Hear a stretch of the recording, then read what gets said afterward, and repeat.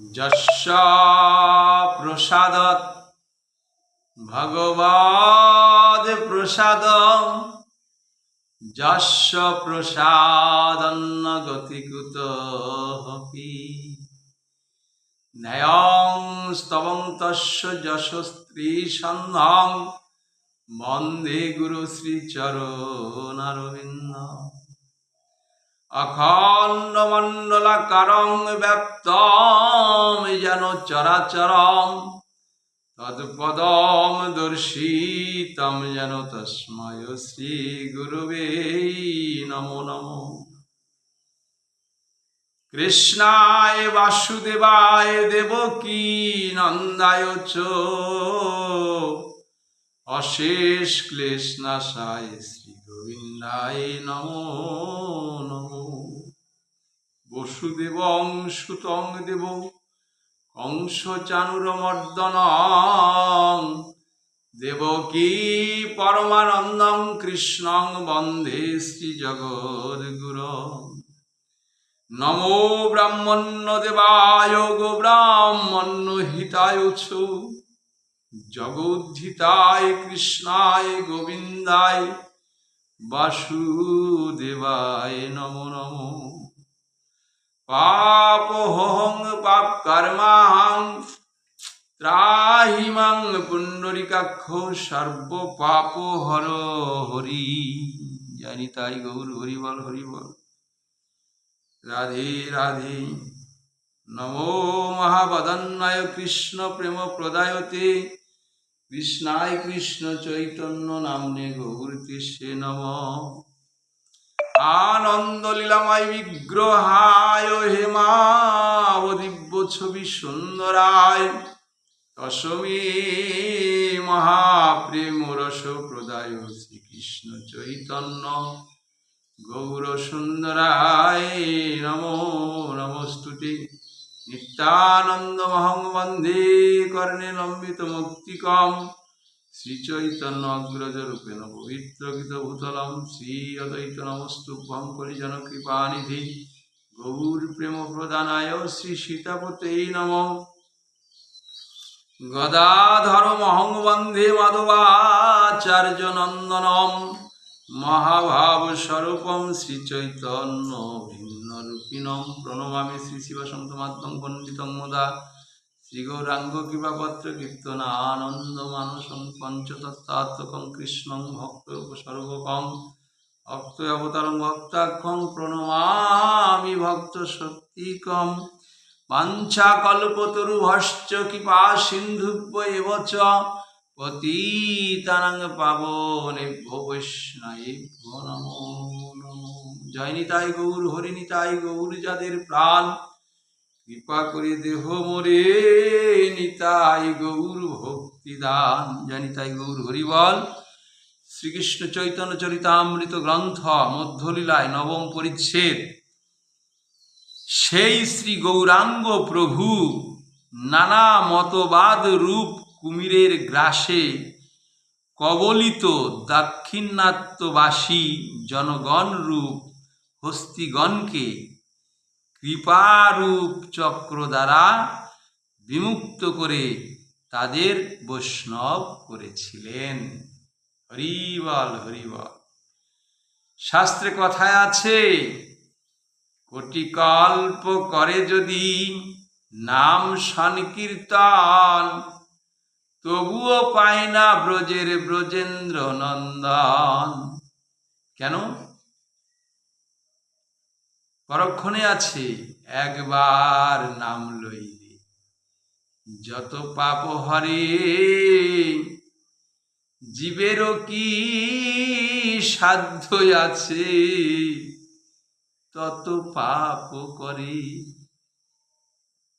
দুই রকম কথায় আছে, বিপরীত। আর দেখেন, একবার নাম নিলে জীব যত পাপই করুক সব পাপ থেকে সে মুক্ত হয়।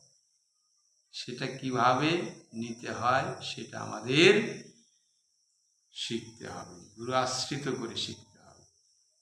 অর্থাৎ সমস্ত অপরাধ শূন্য হয়ে হিংসা, নিন্দা, জীব হত্যা, এই সমস্ত কিছু থেকে বিরত হতে হবে। শুদ্ধরূপে গোবিন্দের শ্রীপাদ পদ্মে আত্মসমর্পণ করতে হবে।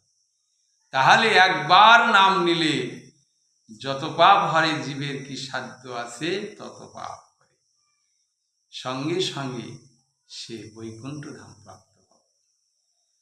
আর আমি এদিকে জীব হত্যাও করলাম, হিংসাও করলাম, সমস্ত কর্ম হয়ে করলাম, হরিনামও করলাম, তাহলে সব জিরো। কোটি কল্প করো যদি নাম সংকীর্তন, তবুও পাবে না ব্রজেন্দ্র নন্দন। একটা দৃষ্টান্ত বলছি, যারা অ্যালজেব্রা অর্থাৎ বীজগণিতের লেখাপড়া যারা করেছেন, তারা বিশেষ করে উপলব্ধি করতে পারবেন, যেগুলো ধরেন পাপ কর্ম হয়, যে হিংসা হয়, সেখানে আমার পাপের জন্য মাইনাসে পয়েন্টে থাকি আমরা, অর্থাৎ বিয়োগ বাদে পড়ে যাই। আর যেটা ভালো কর্ম সেখানে পুণ্য কর্ম হয়, সেখানে পুণ্য কর্মে থাকি। অর্থাৎ যখন আমি হরিনাম করি, হরে কৃষ্ণ কৃষ্ণ কৃষ্ণ হরে হরে, হরে রাম রাম রাম হরে হরে, এই মহামন্ত্র কলিজীবের উদ্ধারের মহামন্ত্র মহাপ্রভু দিয়েছে। এই মহামন্ত্র যখন আমি উচ্চারণ করলাম, সমস্ত পাপ থেকে মুক্ত হলাম, পরক্ষণেই আমি পাপ কার্যে রত হলাম। সেটা কি হলো, সেখানে আমার মাইনাস পয়েন্ট হয়ে গেল, অর্থাৎ আমি পাপ করলাম মানে বাদ পড়ে গেলাম। এখন থাক ওই যেখানে আছে।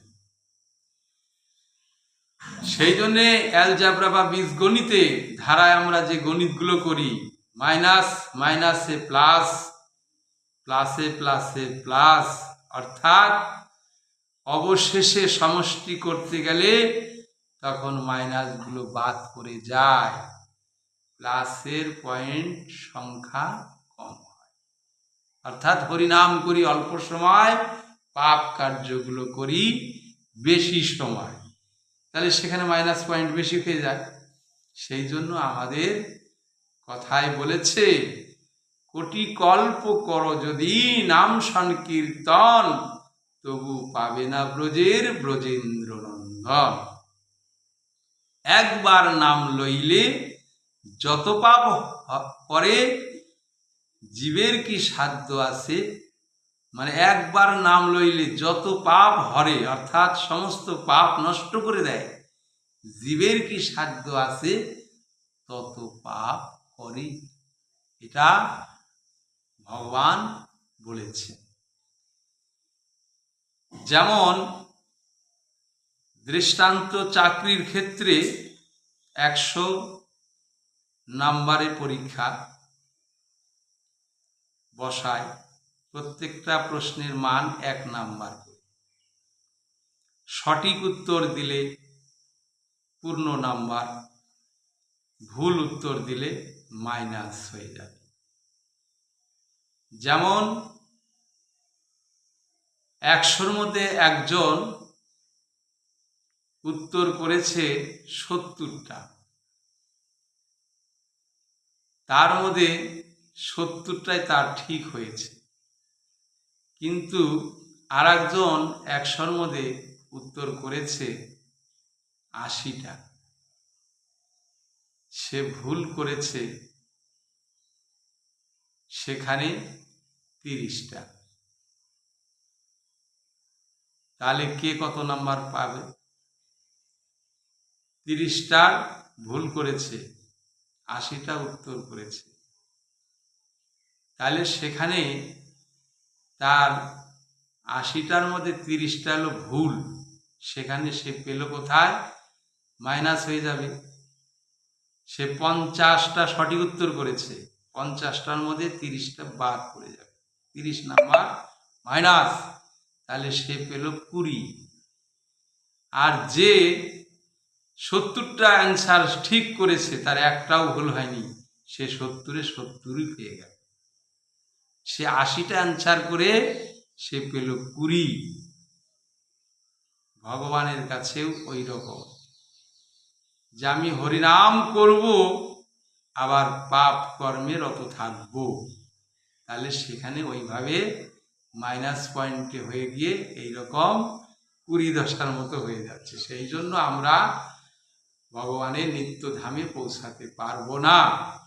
এই বিশেষ বস্তু যারা উপলব্ধি করতে পারে তারাই একদম নিষ্কাম নিষ্কলঙ্কভাবে ভগবানের আরাধনা করে, ভগবানের সেবা পূজা করে, ভগবানের প্রসাদ পেয়ে জীবন ধারণ করে। জয় নিতাই গৌর হরিবল। সকল মানবের চেষ্টা করা উচিত আমরা সেই ভগবত ধাম থেকে এসেছি মর্তধামে, আমরা যেন সেই ভগবত ধামে ফিরে যেতে পারি, সেইটাই হচ্ছে আমাদের জীবনযাপন। তো শ্রবণ করুন নবম পরিচ্ছেদে চৈতন্য চরিতামৃতের মধ্যখণ্ড থেকে, সেই শ্রী গৌরাঙ্গ প্রভু নানা মতবাদ রূপ কুমিরের গ্রাসে কবলিত দাক্ষিণাত্যবাসী জনগণ রূপ হস্তিগণকে কৃপারূপ চক্র দ্বারা বিমুক্ত করে তাদের বৈষ্ণব করেছিলেন। তারা কুমিরে যেমন খাবে এইরূপ গ্রাসের মধ্যে ছিল দাক্ষিণাত্যবাসী, তারা হস্তির মতো হস্তিকে যেমন কুমিরে খেয়ে নেয়, তাই মহাপ্রভু কৃপারূপ চক্র দ্বারা, অর্থাৎ মহাপ্রভু সুআশীর্বাদে আগে যেমন চক্র দ্বারা নিধন করত অসুরকে, কিন্তু কলিযুগে তা নেই, কোনো অস্ত্র দ্বারা প্রয়োগ করা যাবে না, এটাই মহাপ্রভুর আজ্ঞা ছিল। সেই জন্য মহাপ্রভু তখন কৃপা দ্বারা সমস্ত মানুষের পাপ মুক্ত হওয়ার পথ দেখিয়ে দিলেন, তাদেরকে কৃপা করলেন। সেই জন্য বলা হচ্ছে কৃপারূপ চক্র দ্বারা বিমুক্ত করে তাদের বৈষ্ণবে পরিণত করেছিলেন। জয় জয় শ্রী চৈতন্য, জয় নিত্যানন্দ, জয় অদ্বৈত চন্দ্র, জয় গৌর ভক্ত বৃন্দ। দক্ষিণ গমন প্রভুর অতি বিলক্ষণ। বিলক্ষণ কেন বলা হচ্ছে? অদ্ভুত মানে অসাধারণ। যে পাপ রাশিতে দাক্ষিণাত্যবাসী ভুগছে, তাই তাদেরকে উদ্ধার করার জন্য মহাপ্রভু দক্ষিণে গমন করেছিলেন। তাই বলছে দক্ষিণ গমন প্রভুর অতি বিলক্ষণ, সহস্র সহস্র তীর্থ কইল দর্শন। সেই সব তীর্থ স্পর্শী মহাতীর্থ কইল, সেই ছলে সেই দেশের লোক নিস্তারিল। মহাপ্রভু ভ্রমণ করতে গিয়ে যে সমস্ত তীর্থে তীর্থে তিনি ভ্রমণ করেছিলেন, সেগুলা যেমন সাধারণ তীর্থ ছিল, মহাপ্রভুর পদস্পর্শে সেই তীর্থগুলো মহাতীর্থে পরিণত হলো। নিতাই গৌর হরিবল হরিবল। আর সেই ছলে কি করলেন? সেই দেশের লোকদের তিনি উদ্ধার করলেন, নিস্তারিল। তীর্থযাত্রায় তীর্থক্রম করিতে না পারি, দক্ষিণ বামে তীর্থ গমন হয় ফেরাফেরি। অতএব নামমাত্র করিয়ে গণন, কহিতে না পারি তার যথা অনুক্রম। পূর্ববদ পথে যাইতে যে পায় দর্শন, যে গ্রামে যায় সেই গ্রামের যতজন, সবেই বৈষ্ণব হয় কহে কৃষ্ণ হরি। অন্য গ্রাম নিস্তারয়ে সেই বৈষ্ণব করি। নিতাই গৌর হরিবল হরিবল হরিবল। মহাপ্রভুকে যে যে দর্শন করে সবাই মুখে কৃষ্ণ গৌর হরি এরকম উচ্চারণ করছে, হরি হরি বল উচ্চারণ করছে, আর তারা সমস্ত পাপ থেকে মুক্ত হয়ে বৈষ্ণবে পরিণত হচ্ছে। দক্ষিণ দেশের লোক অনেক প্রকার, কেহ জ্ঞানী কেহ কর্মী পাষণ্ডী অপার। সেই সব লোক প্রভুর দর্শন প্রভাবে নিজ নিজ মত ছাড়ি হইল বৈষ্ণবী। নিতাই গৌর হরিবল হরিবল। যে যেরকমই ধর্ম পালন করুন না কেন, মহাপ্রভুর দর্শনে মহাপ্রভুর কৃপায় সবাই বৈষ্ণবে পরিণত হল। নিতাই গৌর হরি।